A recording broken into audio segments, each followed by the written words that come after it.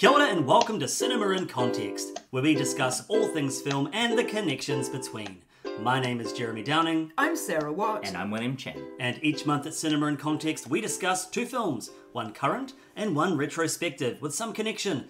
It could be the same director, the same actor, or a similar theme. This month, we are discussing Beetlejuice Beetlejuice, which came out this year, and the sequel to Beetlejuice 1988. And we are pairing Beetlejuice Beetlejuice with Candyman, which came out in 1992. What's that, 32 years ago? Mm-hmm. 32 years ago. The connection being they both have protagonists that appear when you say their name multiple times. Beautifully explained. Great. And I thought it was going to be 3 times, but Candyman, you say it 5 times. Yeah, but we won't be doing it 5 times during the podcast, so don't worry. I'm sure if you add them all up, it'll be fun. I think it's got to be consecutive times them's the by rules. one person. And we need to give you a spoiler warning here. We will be discussing both films in detail. So if you haven't seen either Candyman or Beetlejuice Beetlejuice, then pause this episode and come back to it at a future date. All right. Who would like to kick us off with a description of Candyman 1992? I tell you what, I will. Because back in 1992, I was coming of age, and Candyman was a film that I saw, if not in the cinema, certainly on video.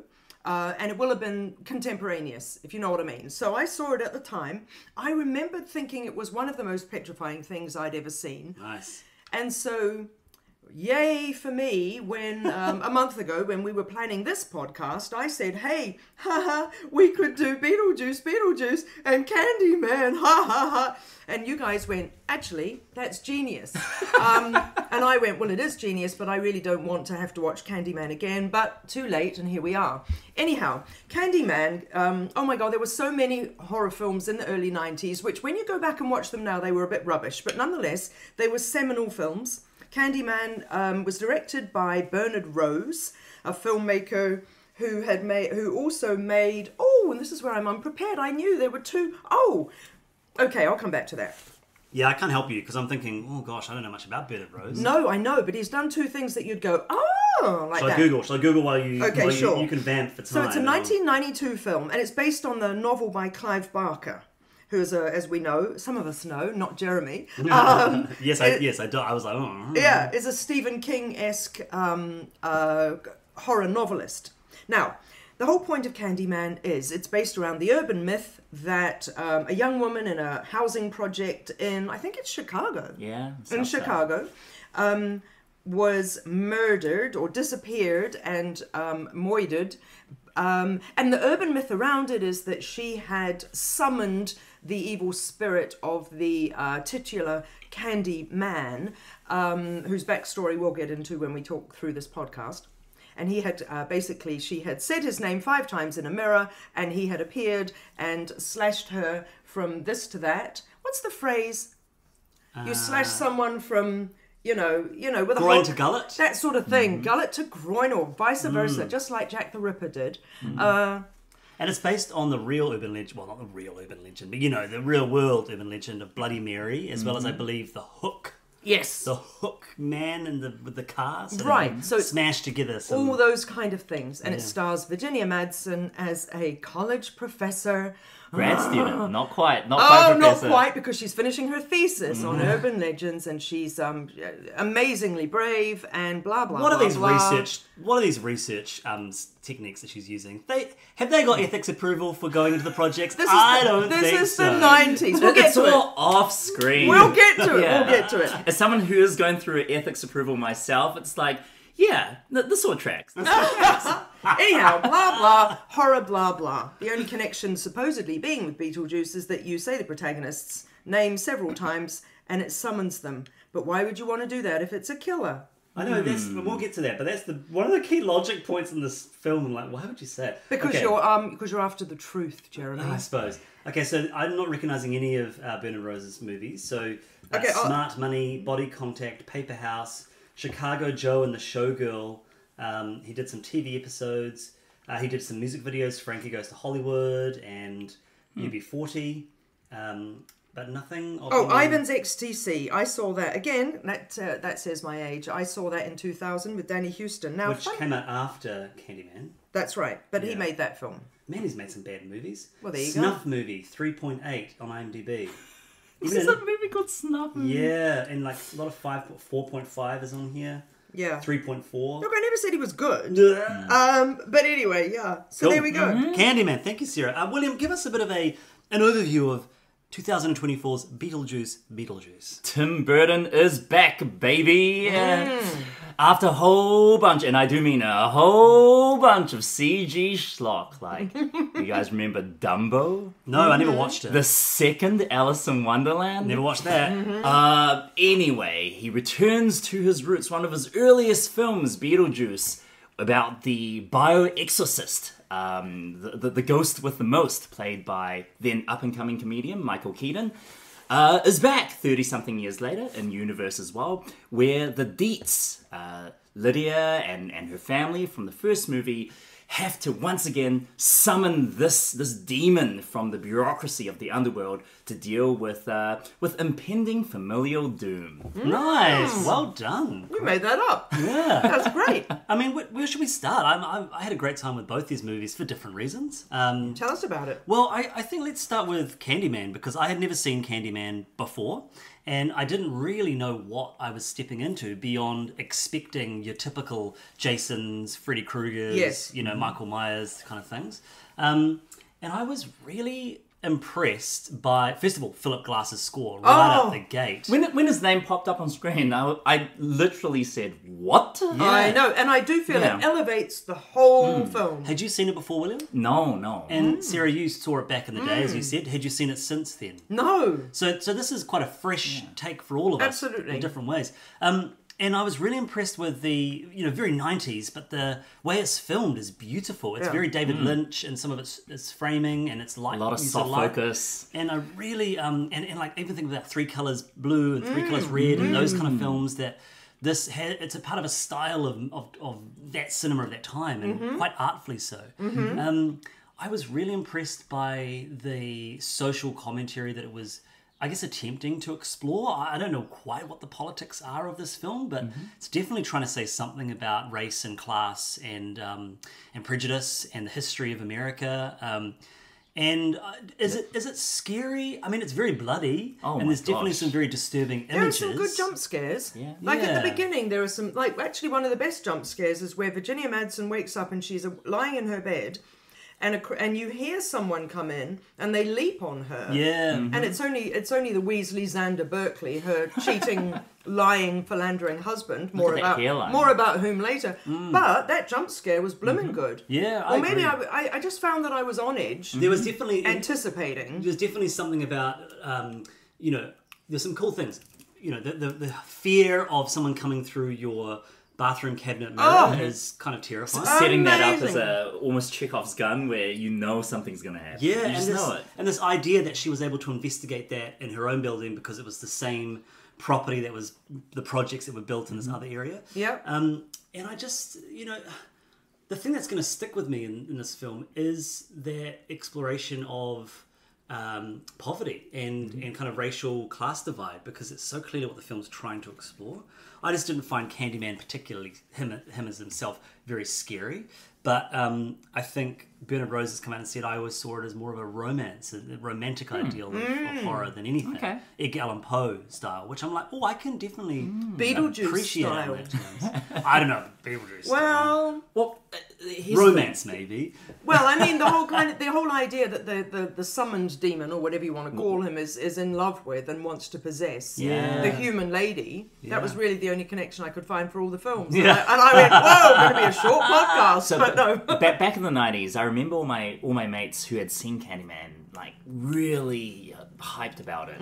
And so I kind of, through my life, knew what the Candyman mythos and the idea of the thing is. And I guess I also, through osmosis, knew that there was a lot of social commentary about the Chicago South Side, but watching it for the first time this time, again, like you, Jeremy, I had a blast. This movie rules. Oh, that's great. And it really takes me back to the 90s and thinking like, we just, again, I've said this before, we just don't make movies like these anymore. No. Ever. Both the artistry of what is ostensibly a slasher film, you don't need to do it like this, and yet they did. All the social commentary feels like of a time and place that is so specific that it just elevates it. You know, Yeah. it doesn't feel like what social commentary or a lot of social commentary is nowadays, which is Quite on the I nose. don't want to use the W word, but the W word. Sure. Or what some people, would say, ooh, that's just. Rhymes with yoke. Yes. Right. For listeners. That Rhymes with bloke. Yeah. Rhymes with joke. Yeah. Is that our sequel to Beetlejuice? No, carry on. But yeah, this movie, I think it really hit for me on awesome. There's the music, as you guys say, from Phillip Glass is extraordinary. And at the same time, completely out of place, but also tonally exactly what the movie needs. You're 100% right. He is not a horror movie composer, and yet that relentless strings, arpeggios, and the all of that. Again, another potential Danny Elfman connection. Yeah, absolutely. And I mean, so I don't mean rudely, I'm a big Philip Glass fan, but all his films sound the same or are easily identifiable as him, and you're absolutely right. This is not his genre, and yet it is absolutely perfect, and really did, as I say, elevate it for me. My goodness. And of course, Tony Todd and Virginia Madsen are both great. Yeah. She's tremendous. Yeah. Did you know she is Michael Madsen's sister? Oh, no. Yeah, so she's tremendous, and she reminded me of what women used to look like in films in the 90s, which was a really hard ideal to live up to. Yeah. She's absolutely stunning. And you can understand why the camera lingers on her face and does that really old-fashioned kind of making the eyes lit whiter, like they used to in like the old Hollywood. And she's got Ashley Judd's hair from Heat, and just love her. But I just found her extraordinary also because she has so much chutzpah. She is not scared of anything. And I'm really glad that she wasn't scared about going into the projects, and I'm glad because that would have been just felt cringy, And it was nice also that her black friend was the one who was going, dude, we have to be really careful. I don't know if we should be going in here. You know what I mean? That's what I mean. I don't quite...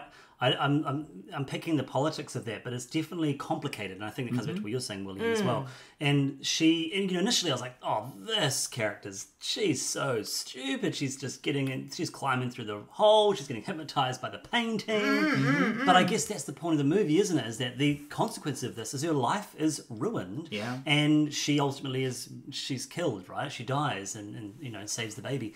I just thought, okay, this is a film that is confidently doing what it's doing. Like it knows what it's wanting to do and it's doing it. And I thought, the fact that I was thinking more of The Cook, the Thief, His Wife and Her Lover and Rosemary's Baby. That's and, right. I'm thinking of these really highbrow films in what is ostensibly those Freddy Krueger's, Mike Myers, and Jason's movies that I alluded to earlier. It's a film it's really stuck with me in a really positive way. I think you can really tell. I haven't read any, to be frank, I haven't read any Clive Barker, but my point is more that he is a successful horror writer, and it's an extremely well-written and thoughtful story. And it occurs to me that the genesis of Candyman's ailment, travail, if you will, is the fact that he wanted to defy social conventions, and then was effectively murdered for it.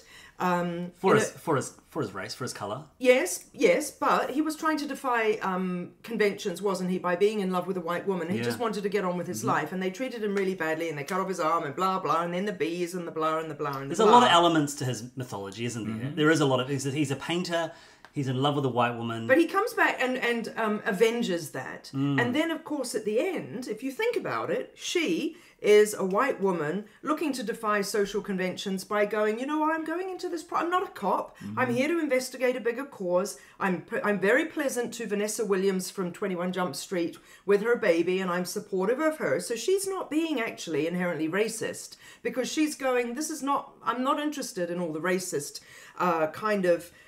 fear that I might have. I'm on a job here. She goes ahead. She is treated badly by society. It's Candyman's fault, obviously, that she then becomes totally gaslit, and then she's treated really badly. She gets Sarah Connor, but then she's treated really badly, and then she's effectively burned alive. Yeah. And then she comes back to avenge that. What a wonderful ending as well. And I knew about the ending because I'd heard someone talking about it. Maybe Bill Hader or someone, on YouTube talking about one of their favourite moments of cinema. And so but I didn't think of it until the very end when he's going, Helen, Helen. I was like, oh my gosh, this is that moment that gets talked about. Right. And what a great ending. Yeah, I mean, So it would have clever. been lame to end it any other way, and I'm glad that she wasn't the final girl in horror terms. You know, I mean, she kind of is, but she's not, because she then is converted. She's not Nancy from, my favourite, Nightmare on Elm Street, for example. I wonder if there must be a narrative here about transcending the pressures of both of these characters' times, you know, and whether it's Candyman or Helen, they both transcend and they become these obviously She's vengeful burned daddies. in a bonfire Yeah. with society, or stand-ins for society, kind of, sacrificing herself for this absolutely. baby. It's Joan of Arc. It's kind of. It's all that, and the hair, when she comes Yeah, out with that's no right, hair, that's it's right. Joan of Arc, and saves the baby, and Yeah. I really did have an issue, and I don't know what to do with this.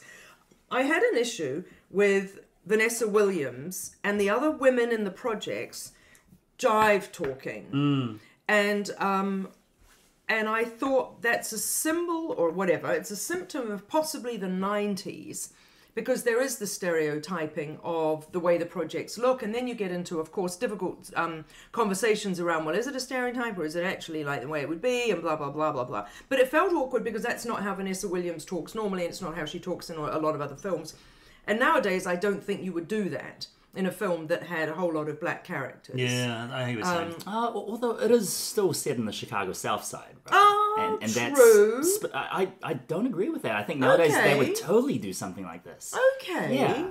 And the because film it's did a pretty good job. in terms of- geographically, Yes. so specific. Okay. And I mean, the whole thing is set in Cabrini Green, which is a real life project. Yeah, right. And there were the guys downstairs, when they were walking past them, they Yeah. employed them to be extras. Oh, yeah. I believe to placate them in the filming. So let's make them part of the cast. Yeah. And then they can be part of this project. That's what I've read anyway. Right, How true yeah. that is or not. That's I don't know. cool. But yeah. Anthony William, that's a really good point, because I was looking at Vanessa Williams from 21 Jump Street and going, you don't normally talk like this, therefore you're putting it on. And I appreciate that. I get why that would have been the direction, but it feels nowadays a little bit kind of... And I think the film's very cognizant of what it's doing in terms of race, in terms of the other black characters in the film. That she's not the only token black woman in the film. You know, there's some quite clever storytelling that they're doing. Yeah. There's no segue to Beetlejuice from this. Unless we say his name multiple times. True. But I'm keen to talk about it. What were people's reactions to... actually, before we get to Beetlejuice, you rewatched Beetlejuice. No, I'd never seen it. Oh, you'd never seen it? I'd never seen Beetlejuice. Now, And you watched it, 2 weeks ago? I watched it the night before I saw the Beetlejuice Hey, Beetlejuice. Nice. Because 3 Beetlejuices. Right, Oh. because Doug and I were like, we better watch it. But I think that he hadn't seen it. I could be wrong, but I think he hadn't seen it either. And I remember, Jeremy, that fateful time when you and I did our podcast with Dan Eichblatt, and we were doing the movies that made us. And I remember that Dan talked about Beetlejuice, and you were super excited about it. Yeah. And I felt like the third wheel in a Beetlejuice conversation because I hadn't seen it. So I was like, oh, okay, now I'm watching the film that the fellas had gone on about. So we thought, Doug and I, and we are independent thinkers, but we were aligned in this. We were like, this film's quite a good time. It's like, yeah, that's what everybody's been saying for 32 years, but or however long. When did Beetlejuice come 36 out? years. 88. And so we thought the first one was quite a good time. And people are like, it's so weird, isn't it, watching Jeffrey Jones and thinking, well, he doesn't make movies like that anymore. I felt watching Amadeus. Right, that's true. And stuff and things. So then we saw Beetlejuice, and I just kind of went, oh yeah, it was just enjoyable. I love that Winona was back, and I think that, and I love that Catherine, your guys' mate, Catherine O'Hara was back, and I think they dealt with Jeffrey Jones' absence in a very clever and not dickish way.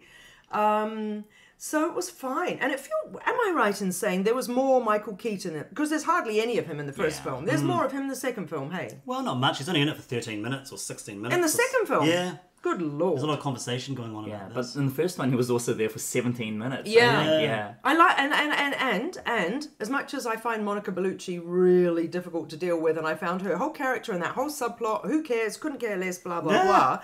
The scene where she's putting herself back together, I thought was one of the greatest things I've ever seen. And Danny DeVito. Yes. DeVito's True, cameo. true. And just the whole imagery of her sucking people's soul and Yeah. they flop on the ground as like a sort of sack of skin. Oh yeah, Sack. actually that was good. But otherwise, I didn't care for her or her character or her plot at all. But I Well, did love it's- her putting herself back together. I Yeah. thought that was extraordinary. I think it's cool that you don't care for her or her plot or her character because the movie doesn't either. Yeah, well, that's the thing. Doesn't it feel a bit like, oh, we have to go back and have a look at what's happening over there Yeah. now? I had a really interesting time with the second Beetlejuice. I think, like you, Sarah, I had never seen the first one. No. Until last year. Get this. On a plane. I was on a plane to Melbourne. Oh my gosh. Oh my gosh. Shame on a plane. Oh Go gosh, for it. that should be the name of our new segment. Yeah. Williams. And it Shame on a plane. was just as you said. Dan had brought it up in Yep. the movies that made us episode, and I thought, gosh, I've never seen Beetlejuice before, so I watched it. And we've talked about how on playing the auction levels and this and that. I loved it. I Yeah. was bursting out laughing, and it was just the right thing to remind me of why I loved Tim Burton of years gone by. Like, there's so much creativity in that movie, and the handcrafted nature of the whole thing. Like the very first shot, the transition from the helicopter shot into Yes. the diorama. Yes. Just good stuff all around. And it was only his second film, The wasn't it? second film. What was the first? Pee-wee. That's right. Yeah. Amazing. And so heading into this one, gosh, guys, this Wednesday, I've been having a really rough week. I was really sick. Stuff is going on at school. There's just too much stuff. Too little butter spread over too much bread. Yeah. So in the evening, I went to see Beetlejuice, and I had such a good time. Oh, I'm glad. Maybe it was just my state of mind. Yeah. And maybe it's because my expectations after the last couple of Tim Burtons have been pretty rock bottom. Yeah. But do you agree with me that this feels like kind of him getting a little bit of his old mojo Oh, back? 100%. Absolutely. Especially, even if some of the stuff is not practical, it's made to look practical. Yes. I think most of it's practical, right? gosh. It's so much practical. It's just better Yeah. practical than it was It's- in yeah. 1988. No, not And that stop weird green animation. screen. Yeah. Stop animation is just so good. In Oh, it. it's so good. And It's it so is good. actually really nice that he kept with that, eh? Wouldn't it have been Yeah. disappointing if he had used the tools of today's trade? Of today's Tim Burton. Yeah. My understanding is, he was burned by Dumbo, the Dumbo experience, and he The Dumbo experience. had effectively given up on making films, and then he came back for Beetlejuice for whatever reason. And the ethos they went into it was, let's make this movie the same way we made the original, with a lot of improvisation, a lot of practical effects, so we can change things on the fly. And so that whole sequence, the whole wedding song sequence, which we can discuss whether it works or not, but that he made that up, I think, the day before. And the film has that energy about it. Yeah. It has this wonderful, and when you've got Michael Keaton and Catherine O'Hara, Catherine O'Hara, one of the greatest improvisers in the world, you want to play into those strengths. Yeah. And I just thought there was this energy about the film that was wonderful. I think the movie has so many different threads going on with the Monica Bellucci's. Too many different But threads. I kind of loved it for that because... Willem Dafoe? Why is he Yeah. in this? I don't know, but I don't care because he's a lot of fun. And I Yeah, guess- you see, no, I Yeah. did care that I did care that I didn't care. Okay. Because I was like, oh, now there's this guy. Yeah. But I wasn't thinking about it that intellectually, don't get me wrong. It wasn't bumming me out, but I was just a bit like, it doesn't really work for me. And I think without the charisma of Alec Baldwin and Gina Davis brought a lot of charisma to that first film. Yeah. So without them, you have to meet that need, and I think that they made some really smart decisions around that. So that's how I saw it. It's like you need to have some of these big presences on the screen, and I was so satisfied with that. And I agree with you, William. Like I went with a couple of friends, and I really had, I don't want to say, I mean, it was low expectations. I just sort of thought, and I've seen so many average Tim Burton films over the last 20 years, and I thought, it is what it is. And I was laughing and smiling from start to finish. And I turned to my friend and I said, that was one of the best times I've had in a cinema in a long time. Wow. She agreed. We all agreed. Wow. Yeah. And I think when a film is on its own terms, similar to Candyman, but for different reasons, and it's just having fun, like that movie is having so much fun, I can forgive it for some of the, things that don't always cohere, because when they're flipping dancing in the Soul Train, I'm like, this is one of my favourite things I've seen in a long time. And now I really loved that, but then I thought it was completely overdone because then it was like, yeah, we get it, yeah, soul,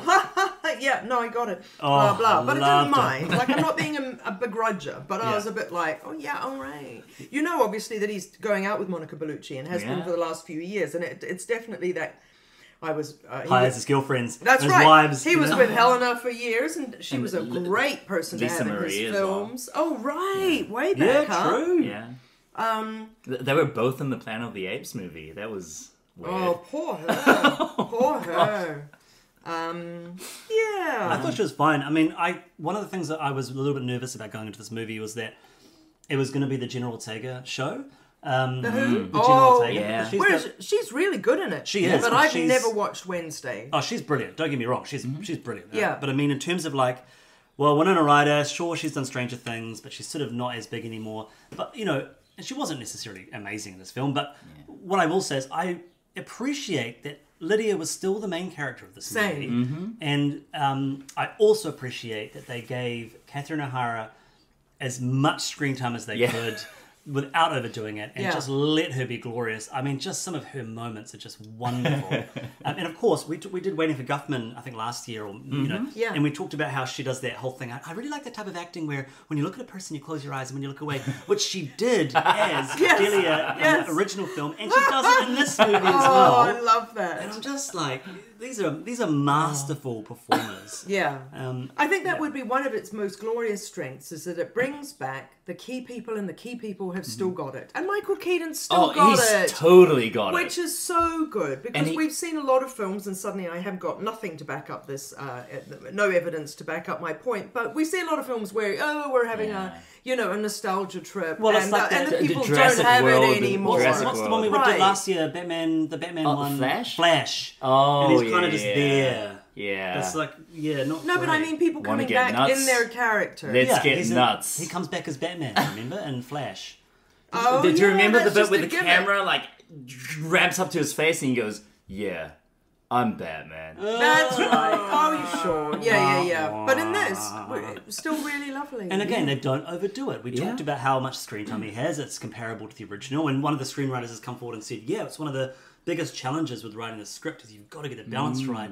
And he is not the lead character. He is the supporting character, and that's how he works best. Yeah. And I think about the Pirates of the Caribbean films, and those films work best when Jack is not the main character. You know, he is the side character, and Agent of Chaos. Agent of Chaos. Yeah. And so I think that it was a glorious return to form for many people in that film. Yeah. Can I just say as well, the wonderful intercutting in the opening sequence between real town drone or helicopter shots with that kind of really prescriptive focus that makes everything look like it's sort of a fake.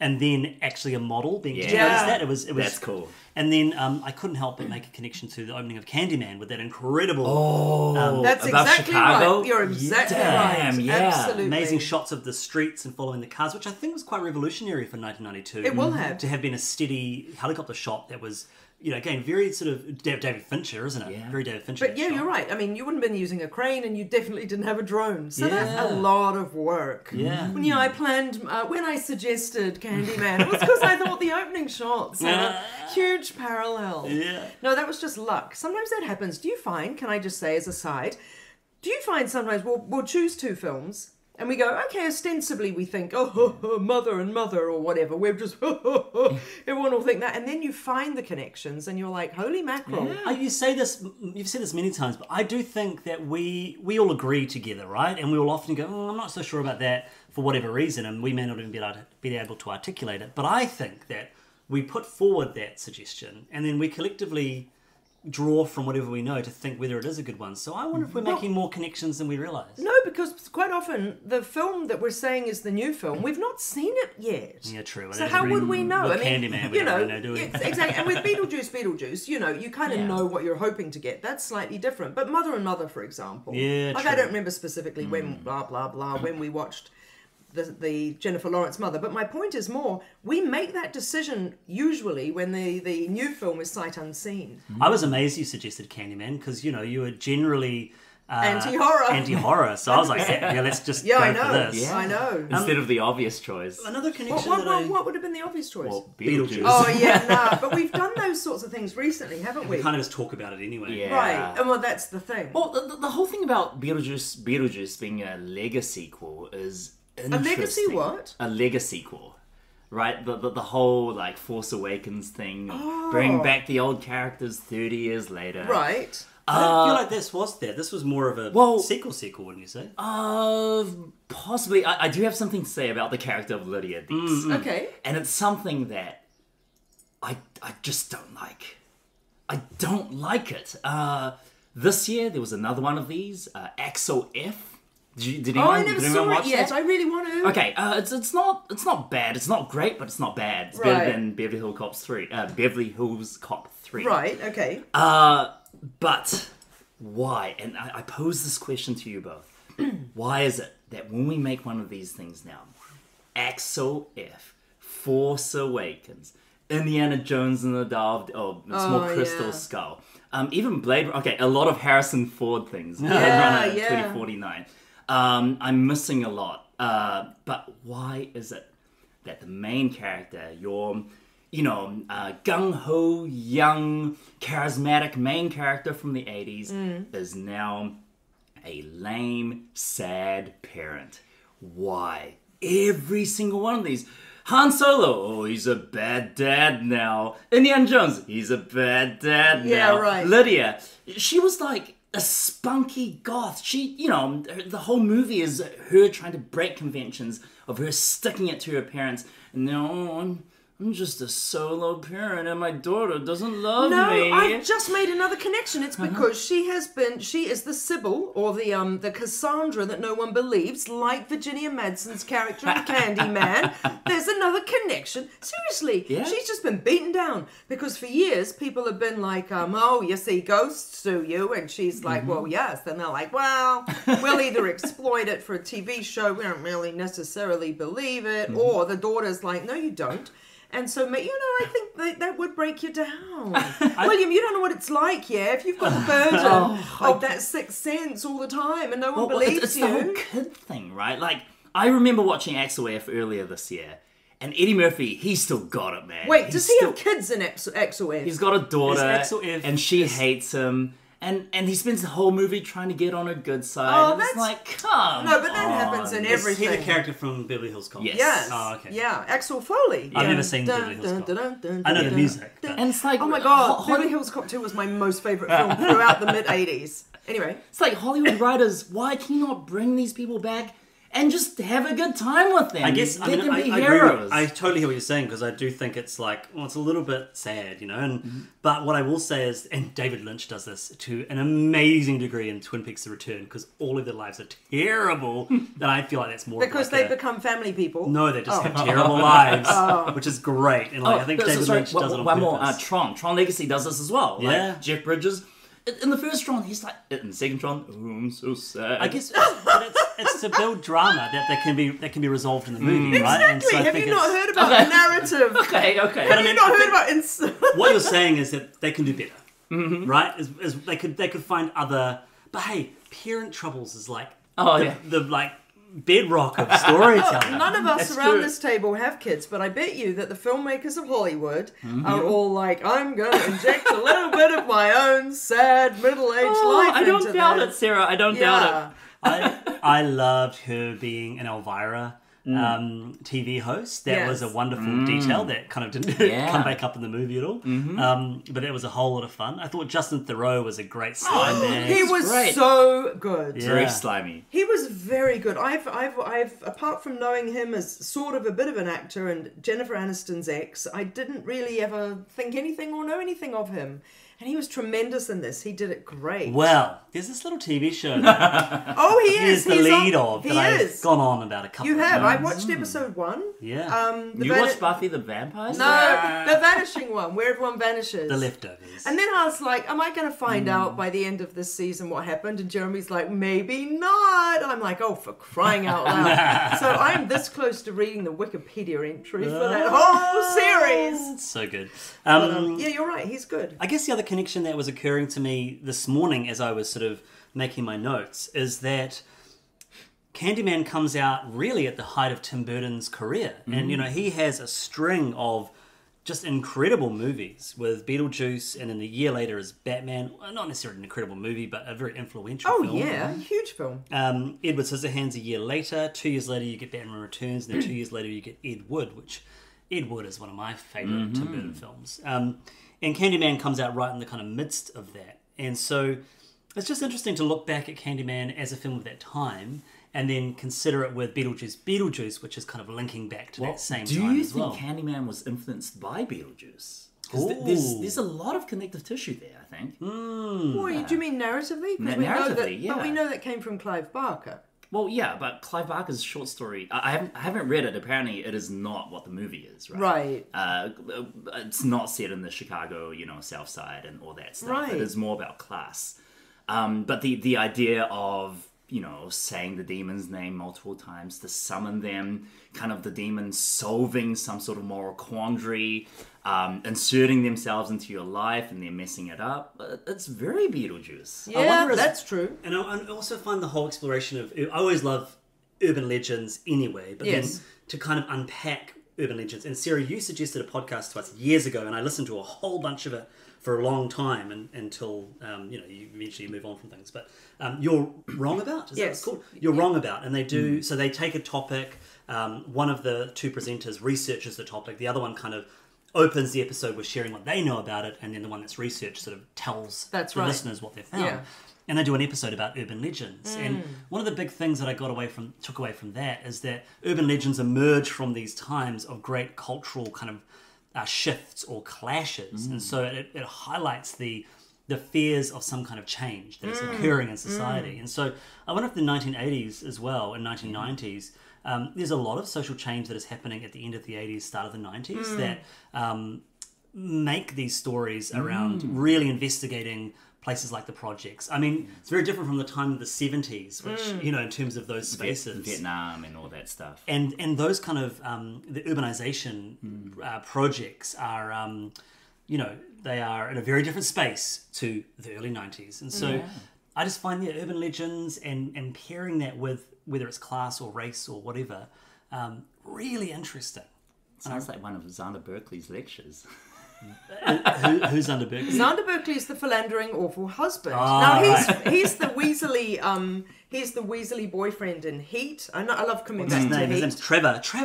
Yeah, Xander Berkeley was all over the 90s. I really love him. It's kind of bouncing off what you're saying, Jeremy. Yeah, I mean, Beetlejuice has this in spades as well. Tim Burton loves this trope, right? The notion of Americana and suburbia somehow disrupted by something grotesque and gothic and silly and strange. Yes, true. And ultimately, the demons are not they're not the actual danger. It's other forces at work, Yeah. Which I guess is a lot of, like, Guillermo del Toro does a lot of this, like the perhaps more. Yeah, his humans are usually the villains in his worlds than the monsters. I mean, with Beetlejuice and with Beetlejuice, the concept of death... Oh, that was close.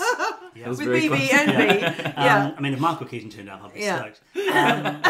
But, this, especially with the second one, this pensive attitude towards death is quite lovely. Like, it's quite lovely that they have this moment with the father with the piranha in his neck. Yeah. It's just amazing. Yeah. Delia gets reunited with her husband, and they're totally fine with it. Yeah. And it's quite just kind of celebrating a person's life, and by making fun of the macabre, it does something quite special, I thought. Yeah. Just a tiny little note. I really appreciated the detail and the cleverness of all of the deceased people in the waiting room. There's some really lovely, what's it called when it's not spoken, it's just, Visual gags? That's right, it's a lot of really wonderful visual gags that if you're paying attention, there's the old lady being eaten by the cats. There's the surfer who's, been mauled by a shark or whatever it might, I don't know, just really lovely. And every sort of detail you don't want to miss. Charles Dietz, is that his name? Mm-hmm. Every time he speaks, the kind of like splatter of blood coming out of his sort of, whatever you call that part of your body. That's right.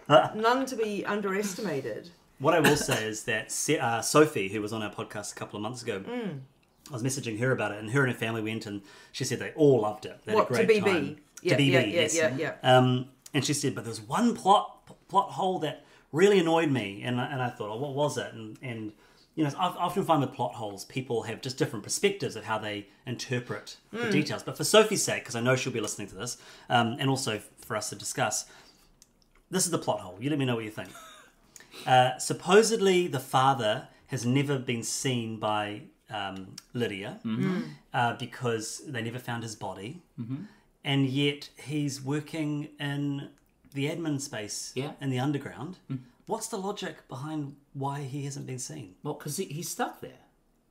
He's stuck working there. He's stuck working. That was he was always in the booth. He was stuck working there. Because the underworld is like limbo, right? Yeah. So what's the logic between why is there ghosts up on the... Because the ghosts are only limited to the location in which they died. Right. That's why Alec Baldwin and Gina Davis couldn't leave the house in the first one. And that's why the kid, the new boyfriend, the evil boyfriend character, he cannot leave that town. Oh, and they choose to go to the afterlife, don't they? They get Yes. that book and they make the choice. So he must have made the choice to go to the afterlife.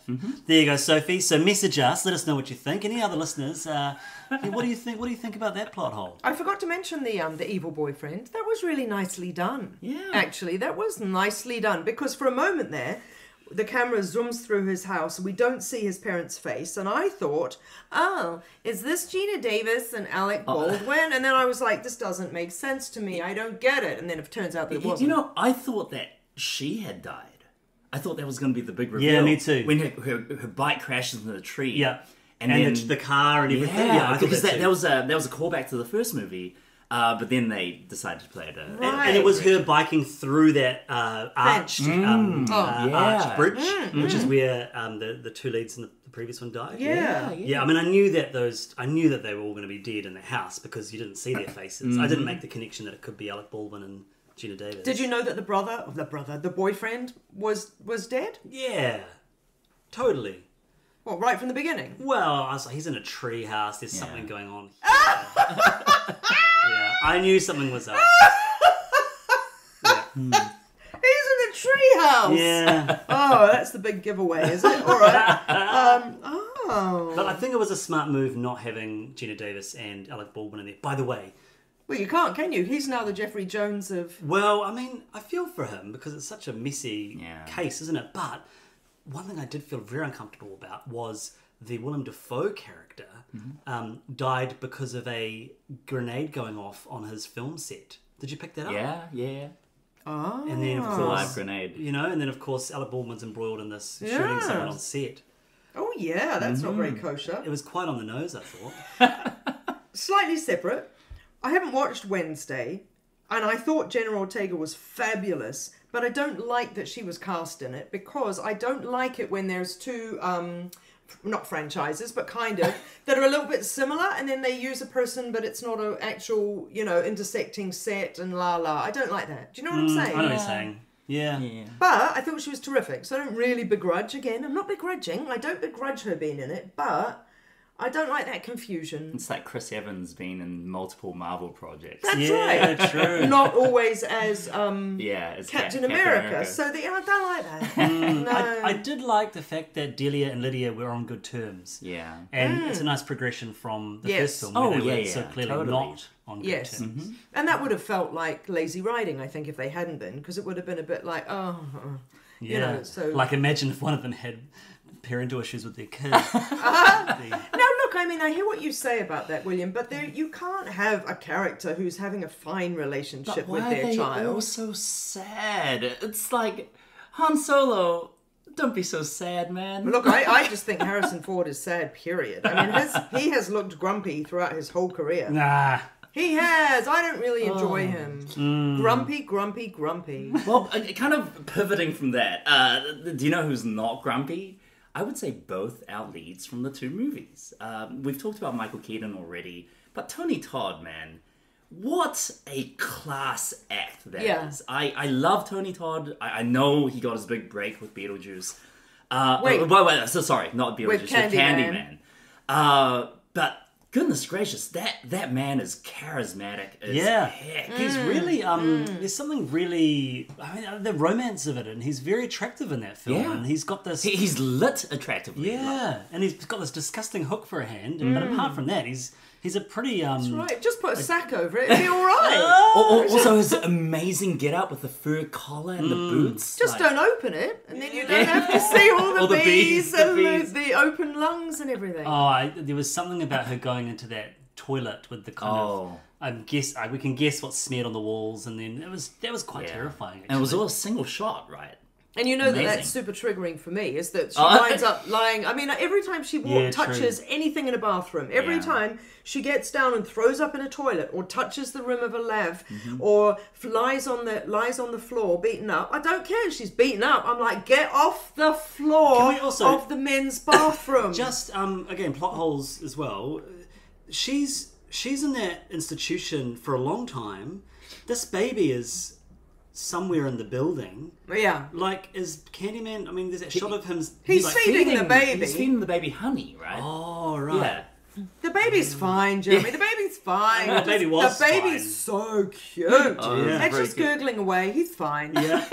And I really enjoyed the kind of practical set of the big pile of rubbish that she's crawling through. When that was happening, I was thinking, gosh, if that was Virginia Madsen or a stunt person, like... This is really dangerous stuff. There's jagged wood and stuff sticking out all over the place. Yeah. Again, reminded me of Jane Campion's work. Some of the kind of set and framing of the shots, and kind of that sort of primal clawing through that stuff is very piano. When that burning beam fell on her back, I think I gasped because... Again, you just don't see stuff like this in movies anymore. Yeah. It seemed like a real stunt person. Yeah. And it seemed really, really And it would dangerous. have been. And it was like, that's the 90s, guys. Yeah, that's what we had that all the time in the 90s. And kind of speaking of the 90s, sorry, this is pivoting all over the place as we end the episode. Gosh, with Beetlejuice, I forgot in our last episode with Alien to talk about this as well. Don't you guys think it's weird that movies like Alien... like Beetlejuice, like Rambo, like RoboCop, all got Saturday morning cartoon adaptations? Yeah, true. Have you guys seen the Beetlejuice cartoon? I vaguely remember it from when I was a kid. Like, Lydia and Beetlejuice are pals. They go on underworld adventures together, and he's just this goofball guy that, I guess, didn't try to marry her when she was 15? Yeah. I don't know. But it's very, very strange. And with Alien... Again, this is very specifically mid-90s. Did Alien get a... Alien 3. It was the, action figures. Wow, you are... Really are aliening me right now. Did you not go to school where the kids had the facehugger action figures and the tail would pull out and kind of there was the spring load of zzz and tail would come back in? Wow. Or you could have Ripley with her alien disguise. Why are they making... kids' toys. This is based on Alien 3. Yeah. Something happened in the 90s where merchandising, they saw Transformers and Rainbow Bride and stuff, and it's like, we can do this with anything. Yeah. Well, I mean, that's the big criticism of the time of Batman Returns, and we talked about this when we did our Batman Returns episode with The Flash. But that was deemed too scary for kids, and they wanted to sell more toys, which of course led to Batman Forever and Batman and Robin. Yeah. So it's an interesting...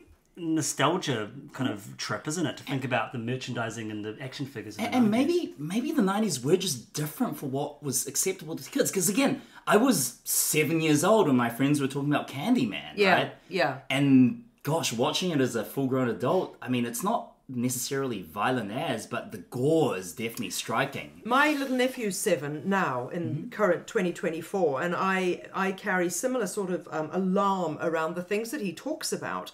And a lot of it we realise he'll go on about Slender Man, or there's the other dude, or Siren Head. I don't know if that's a bad thing. Skibidi Toilet. And now he's obsessed with Skibidi Toilet. No. Is this terrible and gross no, and wrong Skibidi and Toilet evil? It's just the Ren and Stimpy of... It's just really sinister looking because he's drawn this little picture, or he's got this picture of And it looks really sinister to me, and I obviously, bro. Yeah, but I think the same. I mean, this happens all the time. Like, But they haven't watched the stuff. They hear about the stuff. They tell each other about the stuff. And then he'll say to me, Auntie Sarah, have you seen a Slender Man or whatever? And what does he look like? And da-da-da-da-da. And it sounds like he's heard stuff and knows stuff, and I know nothing. And he's like, we could Google it. And I'm like, no, we couldn't. Don't you trick me with your research. I think though this my sister and I talk a lot about. We will laugh because you'll just be singing a song to yourself from your childhood, a pop song, and you're like, oh my gosh, it's so explicit what they're singing about. But you didn't know at the time. No, as a kid you had no concept that was a metaphor. Like a for virgin something. touched for the very first time. Yeah. We used to dance around the lounge to that. Yeah. Yeah. Well, on that note, that's a great place to end this episode. So thank you for listening to another episode of Cinema in Context. If you enjoy Cinema in Context, then please share it with your film-loving friends. Special shout out to our regular listeners. I've already mentioned Sophie, and just thank you for listening. We appreciate you. We appreciate your ears, your time, and a special shout out to Dan Eichblatt. Yeah. From the previous Beetlejuice mention. True. Another one of our shout biggest outs. fans. Nice. So we love you, and thank you, and please keep listening. You can listen to us on SoundCloud, Spotify, Radio Public, Stitcher, Amazon Music, and Apple Podcasts. I might just change this to where all great podcasts are played because it gets aggregated to all over the show. Yeah. What do you reckon? Yeah, Do it. sounds All right, good. you heard it here first, team. It's going to happen for the future. You can follow us on YouTube, Instagram, and Facebook, which are great places to let us know what you think of this episode, as well as give us suggestions for future films to discuss and compare. And again, because this seems to be the day that I'm interrupting my usual spiel, we've kind of planned out the rest of our year, haven't we? Well, not kind of, we have. But if you've got an idea, flick it our way. We're always open to change. The film schedule changes anyway, so sometimes we have to change on the fly. But yeah, we've got some exciting things planned for October and for November, and of course our end of year wrap up in December. But yeah, let us know. Look out for our next episode in a month's time, and until then, no more am I.